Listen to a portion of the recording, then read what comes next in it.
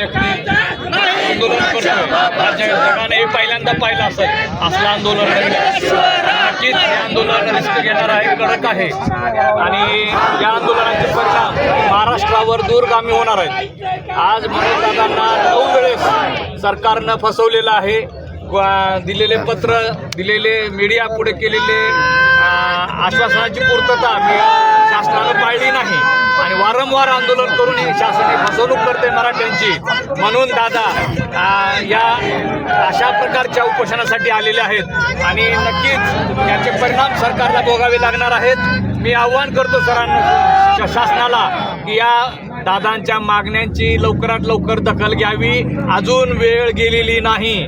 मी या माध्यमातून इथं जे वातावरण आहे पाहून म्हणतोय की वेळ गेलेली नाही. शासनानं वेळेत या आंदोलनाची दखल घ्यावी आणि दादांच्या जीवाला जर काही बरं वाईट झालं तर तुम्ही कल्पना करू शकत नाही. महाराष्ट्र पेटल्याशिवाय राहणार नाही आणि याचे परिणाम महाराष्ट्रावर दूरगामी होणार आहेत. त्याच्यामुळे मी पुन्हा विनंती करतो की या परिस्थितीचं, या आंदोलनाची दखल शासनानं लवकरात लवकर घ्यावी.